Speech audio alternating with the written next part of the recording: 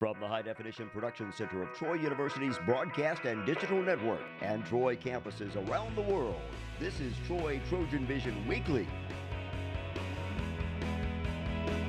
Hello and welcome to Troy TrojanVision Weekly. We're glad you joined us for this look at what's happening in and around Troy University. I'm your host, Aaron Taylor. Well, Troy University's Confucius Institute helped spread awareness about Chinese culture to American citizens. However, it's also said to have a big impact on the state's economy, a fact that was recently celebrated with area leaders in the capital city.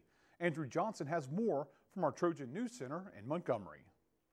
Thursday night, the Confucius Institute held a ceremony to celebrate how the Institute benefits the state of Alabama. Troy University and the Confucius Institute are very important because the role that they provide is really a connectivity role by providing interaction on the cultural, educational, and business side.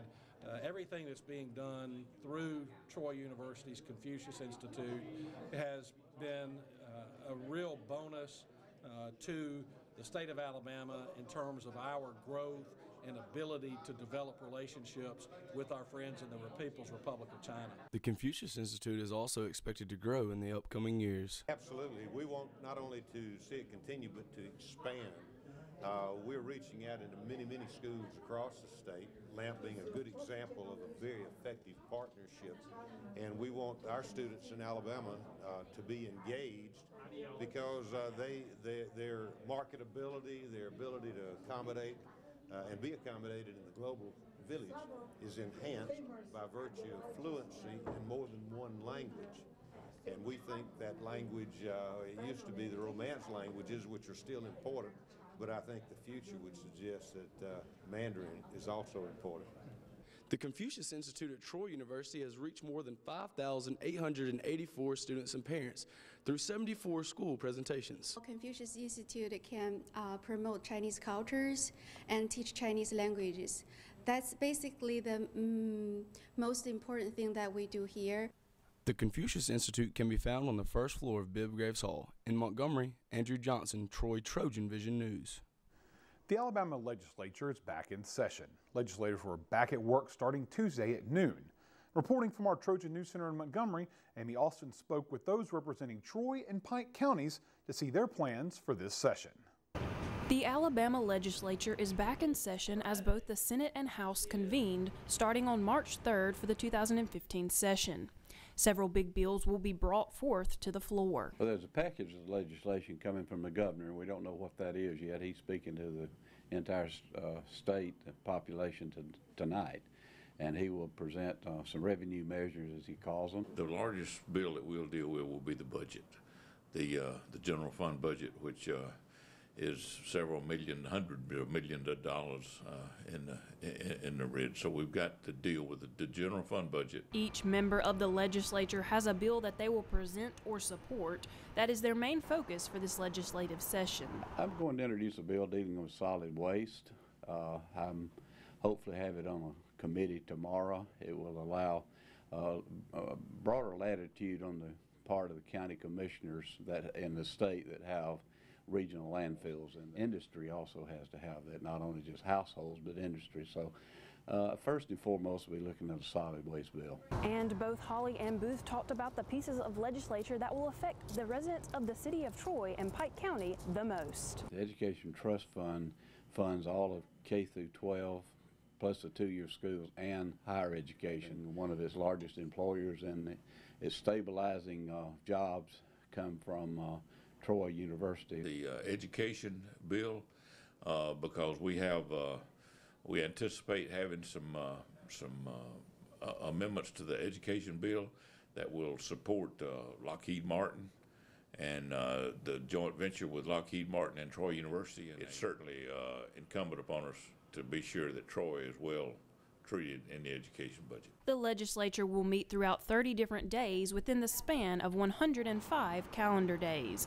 In Montgomery, Amy Austin, Troy TrojanVision News. Every year, Troy University highlights the success of those limited by disability at the annual Helen Keller Lecture. And this year, Troy welcomed its first ever alumnus to speak at the event. Devereaux Bogart has the details. Tuesday morning, Troy University held its 20th annual Helen Keller Lecture. This event featured Troy alumnus Mackenzie Westmoreland, a visually impaired producer and director for Historia Films. The purpose of the lecture is to promote awareness of people who excel in their chosen fields despite physical and/or mental limitations. Westmoreland says how he felt to be asked to be the keynote speaker for this year's program. I was actually quite honored to be asked. I know that in the past there have been some amazing speakers, as I said, people who are very, very accomplished in their fields. I don't consider myself on that level, but the one thing that I do think I had to offer is that I am a Trojan. You know, I was a student here, and I have the ability to talk about living in both the sighted world and the non-sighted world. It had been over 2 decades since Westmoreland had returned to his alma mater. He describes his feelings about coming back. Well, it feels like coming home. It's been almost 25 years since the last time I was on campus. Despite a variety of physical limitations, Westmoreland contributes his success to one thing: perseverance. The ability of perseverance, refusing to stand in the corner and not participate in life. Whatever I have to do, even if I have to do it in a different way than I did before I went blind or became an amputee, I will do. And the message of perseverance is exactly what Karen Carr says she will take away from the lecture. I'd say the most important point was that when things come up, you just have to keep struggling through it to get to success.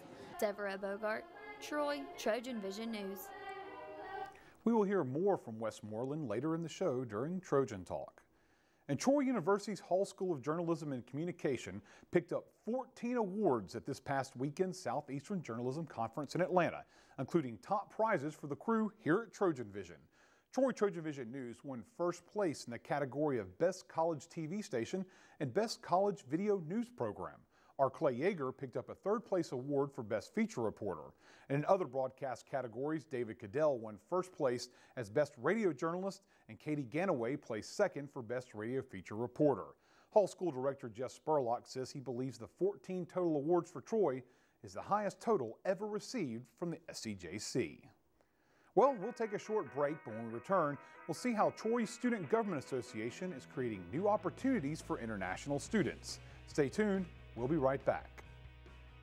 For over 70 years, Smokey Bear has asked you to use fire responsibly. Fire is due to an unattended campfire. Go time. Here's how you can stay on the front lines of preventing wildfires.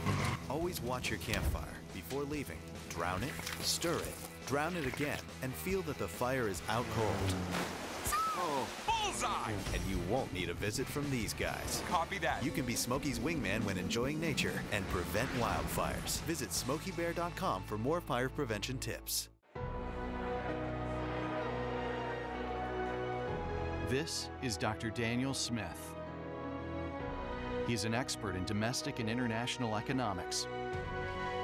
But his proudest achievement is connecting with his students and helping them accomplish more than they ever thought possible. That's the warrior spirit, and it's alive and well at Troy University. Feel it at troy.edu/spirit. Now back to Troy Trojan Vision News Weekly. Troy University's Student Government Association is helping live up to Troy's mission as an international university by approving a measure that will allow a dedicated representative for international students in the Student Senate. Tiffany McGrath explains. On Tuesday night, Troy's Student Government Association voted to add an international seat to its Senate. This vote will establish a seat for international students, and it'll bridge a lot of cultural gaps and misunderstandings between American students and international students. And with that, the international students can take these ideas back to their countries and share them with their families, with their countrymen, and ultimately it serves a greater purpose. Supporters of the additional seat say it was crucial to give a voice to a group that represents a large portion of Troy's student body. I couldn't be happier about the vote. Honestly, I can't say the importance and how imperative it is for us to have a big part of the population that we have here on campus represented in the SGA, because the SGA is a student government body, and so the fact that a big part of the student body isn't being represented now was something that I couldn't stand by. So seeing us finally be representative is an amazing piece, and I think that it finally will make a good addition to Troy University. And one of the students who will be represented by the new seat says she sees this as a step in the right direction for the SGA. Well, looking down 5 years from now, I can see a more diverse university in the sense that we'll be able to have a say in the food, in the culture, in the academics of what's going on in the university to better the progress of this university. So having an international flavor to it is definitely something wonderful. The new international seat will be voted on in the Senate elections later this semester. Tiffany McGrath, Troy, TrojanVision News. The new international seat will go into effect starting next school year. The last week of February was Eating Disorder Awareness Week, and to educate students about ways to prevent disorders, Troy Student Counseling Center invited an expert on nutrition to talk about healthy eating habits. Casey Freeman has the story. Eating disorders are more than someone suffering from bulimia or anorexia, but sometimes a mental issue. The Student Counseling Center invited a registered dietitian to speak about these problems, and they have hopes that students leave with more knowledge about the subject. Well, tonight I'm really hoping that students take away that they have a voice, that they have a say about their bodies. I don't think it's about that they have a say of other people's bodies, but mostly that Eating Disorder Awareness Week comes in all shapes, comes in all sizes, just like people. I hope that they were able to learn a little bit more about eating disorders, and then also understand more about what it takes to get help and to treat eating disorders, and the role that a registered dietitian can play, and also maybe let them know that there are ways to get help. It's important to get help, and that there are resources available. Wellness and being fit is constantly on the minds of people with or without an eating disorder, but being well has different meanings to every individual. I think it's really feeling good on the inside, and feeling good on the inside means a lot of different things, and most of the time it means taking care of yourself, making yourself a priority, and feeling good to make the inside match the outside, and that shows up in a ton of different ways. I think it means a lot of different things to different people, but for me it means being mentally, emotionally, and physically healthy. Thompson leaves one message for people wanting to spark a conversation about eating disorders. Leading with compassion, leading with empathy, and leading with listening. Often we want to talk and we want to say how we feel, and it's really underrated to listen to that person. What do they have to say? Because they really may tell you more when you're listening really intently. Casey Freeman, Troy, TrojanVision News. Incidents dealing with conflicts between police officers and citizens have taken a spotlight, especially after the events in Ferguson, Missouri last year. Well, one Troy University student organization wanted to try and eliminate any possible barriers between students and local law enforcement. Deja Suarez explains. Troy University's 101 Elite Men held an informing meeting on Tuesday night to discuss proper procedures when interacting with law enforcement. We want our police department to be approachable. So if anytime anybody has any complaints, we want those complaints to be dealt with and followed through with. You know, if they have any questions about why we do what we do, like I said before, we want those questions asked. Students share why they attended the meeting and why it is so important that the police's point of view be heard as well. Actually, they gave a clear, concise interview with us, and that was what we needed to understand instead of having the media portray something for us. Questions were answered for the men who attended the meeting, and it is highly recommended that students participate in forums involving law enforcement and learning their protocols to avoid future conflict. The head of 101 Elite shares his reasons behind inviting the guest speakers. The purpose of setting up this meeting was so the students and the police officers can come on one accord, so the students can understand the procedure that the police officers actually have to go through in pulling somebody over, and so the students can actually understand the difference between what went on in the media and what actually police officers have to do. This will not be the only time that 101 Elite invites law enforcement and other personnel to enlighten students and to answer any questions that may be of any concern. This is the first meeting we've had with police officers and the students. We actually, in the future, plan on doing several more meetings, so the students can become more acquainted with the officers and the local community and on the university. It is important that the community and law enforcement interact to establish trust as well as knowledge behind actions that officers are required to take. Building this relationship will reduce stereotype that many people and the media have against police. Deja Suarez, Troy, Trojan Vision News. We're going to take another quick break, but when we come back, we'll get an update on some of what's going on in Trojan sports. We'll be back right after this. If you store your guns properly, I'll feel safer when I'm playing outside. Safer when walking home. I won't have to tell so many family members. I'm sorry. I won't hear as many scary stories. And I won't have to tell my kids. This isn't a drill. Please. Please, do it for us. Your family, friends, and neighbors are all counting on you. Never let your gun get into the wrong hands. Remember, always, lock it up. Visit ncpc.org. The warrior spirit. It's in there. Always has been. Now let it out and take the world by fire. Train well and learn what it means to be a Troy Trojan. Walk with confidence, conquer, claim territory, and climb ladders. Know that you have the power to stand alone, but the comfort of knowing that you'll never have to. Discover your inner warrior. Find it at troy.edu/spirit. Now back to Troy Trojan Vision News Weekly. The Trojan women's basketball team finished off their home schedule with a big win against Georgia State on Saturday. Khadijah Torbert has the details. Not only was it the last game of the season in Trojan Arena, but the ladies also broke the record for the first time, winning 7 games in a row since 1993, all on senior night. We're so thankful to have another win in Trojan Arena tonight. It was our 19th win.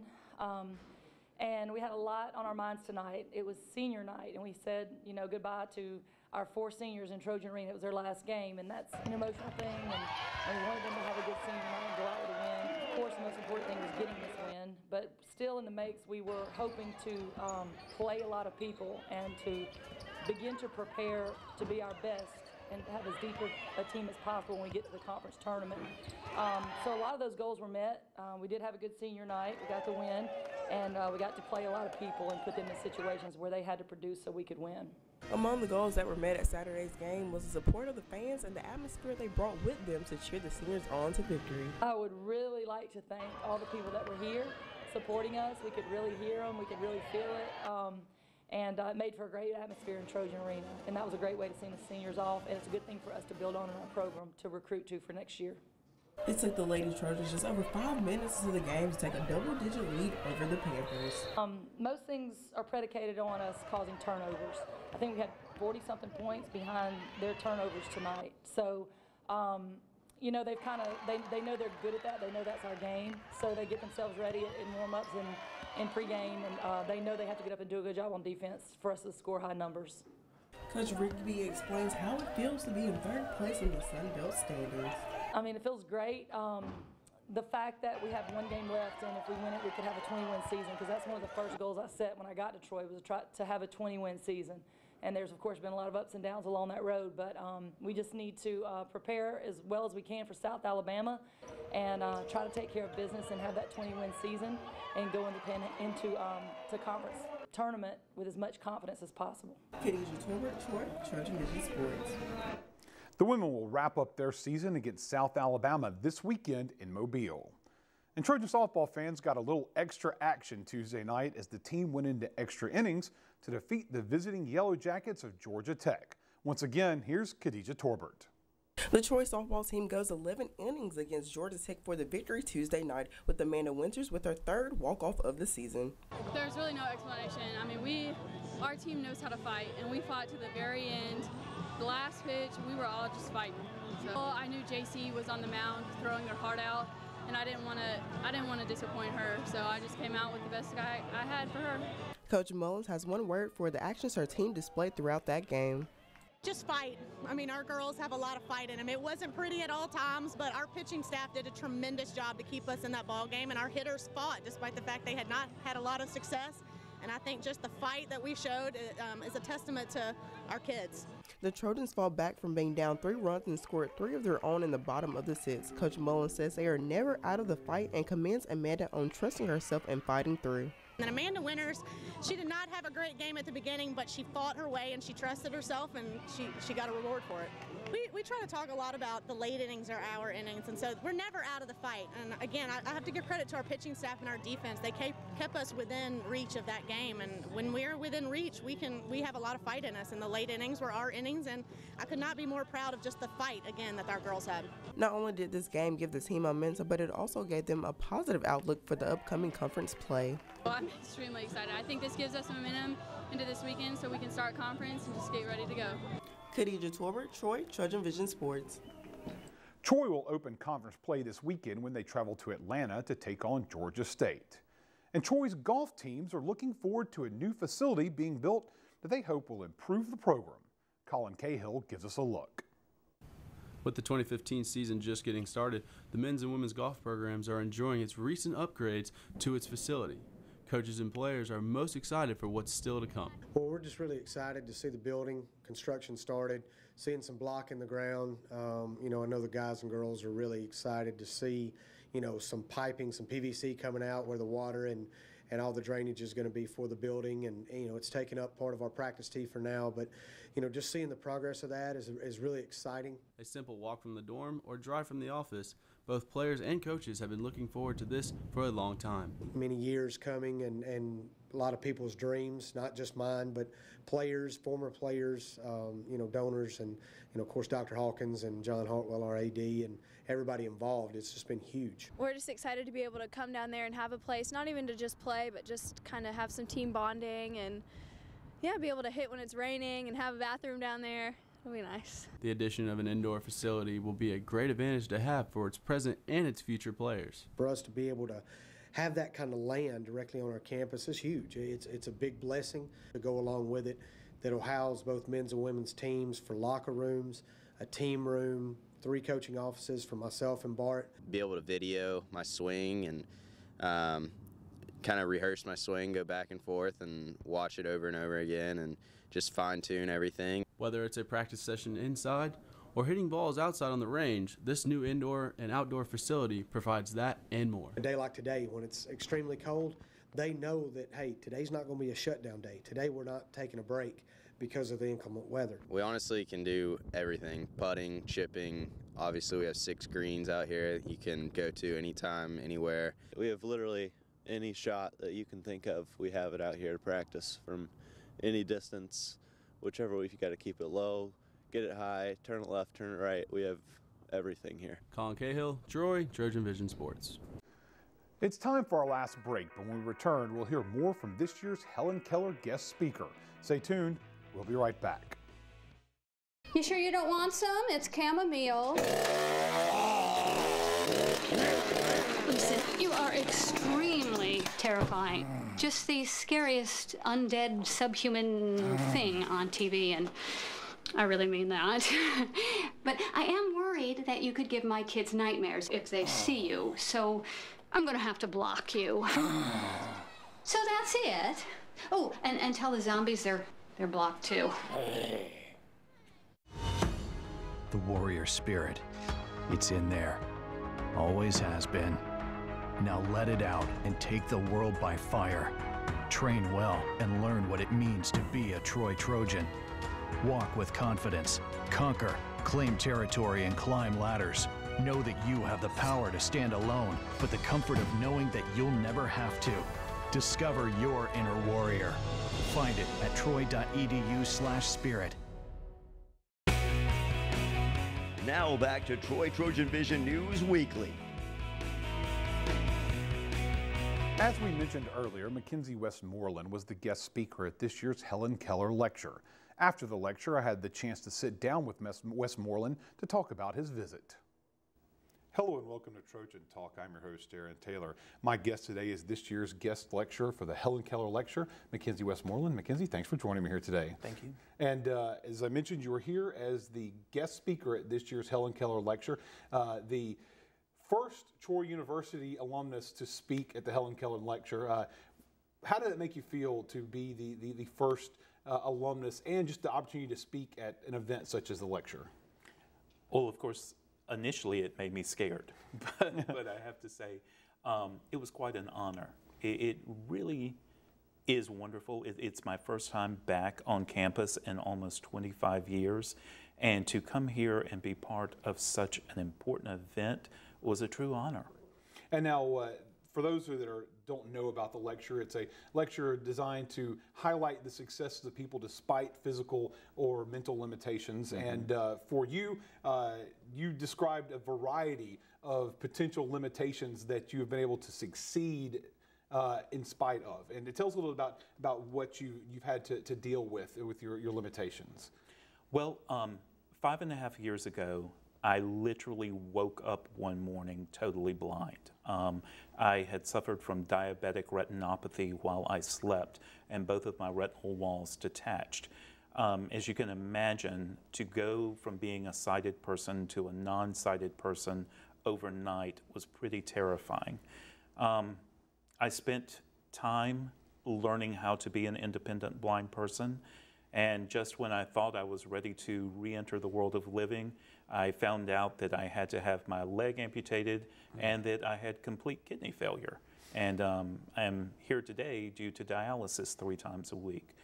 But I think the message is it really doesn't matter what your obstacles are, you know, whether they're visual or whether they're auditory or whether they're physical.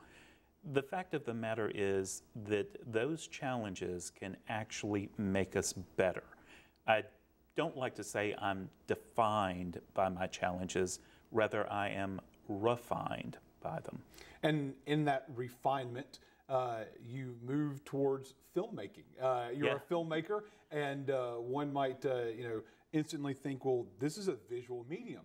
So how can someone who's visually impaired be an active part of the filmmaking process? But you've made it work. Well, I've certainly tried. No, I had the same thought. When a friend of mine approached me and said, I've got the screenplay and I want you to help me produce it, that was my first reaction. That is such a visual medium. How in the world will I be helpful in doing that? But after giving it some thought, I realized there's always a way. For me, I of course ask other people's opinions, but if I can learn the set, feel everything on the set, and make a mental picture of it in my mind, then I can understand the blocking and work from there. And by truly listening to the actors' performances, it is scary how much I know what they are doing. And how scary can it be sometimes? We talked before we started taping this that you've scared some of your actors in some of your direction before. Yeah, I mean there have been times when I've yelled out, "Stop smiling," and they can't understand how do I know they're doing that, or you know I can tell them you're twitching your cheek or something because there's something going on in your speech pattern that's never been there before. I think in The Historian, one of my proudest moments, we were working with a great actor. His name is William Sadler. You may remember him from Shawshank Redemption, or he's the president in the Iron Man trilogy. But he came up to me. We had taken several takes of a scene, and he said, well, which one do you think it is? And I said, oh, it's the second one. It's definitely the second one. And he said, really? I felt like it was the fourth one. And he went back and he watched all of them, and he came back up and he put his hand on my shoulder and he said, you were totally right. It's the second one. And so you're able to figure that out just by listening to the performance. What you're listening for is honesty. You know, all actors want to deliver an honest performance. That's when we as an audience are most connected to it. So by taking the visual away and just listening to what's happening, I feel like I'm a great meter on whether or not it's an honest performance. Well, we were glad to have you here at Troy University to be a part of this year's lecture, and I know The Historian is soon to be out on it's on video on demand. It's soon to be expanded a little bit more in the future. Folks can keep an eye out for that on various platforms here in the coming months, correct? That's correct. March 24th, it will be released on iTunes, Amazon, Hulu, Vudu, and whatever other platforms we can make deals with. So if folks get a chance to see this film, produced by a Troy University alumnus and the guest speaker of this year's Helen Keller Lecture, thanks for joining me here today. Thank you. Thank you. And thank you for joining us on today's edition of Trojan Talk. And that's what happened on the first week of March 2015. We won't have an episode next week due to spring break, but we hope you join us the following week for another edition of Troy TrojanVision Weekly.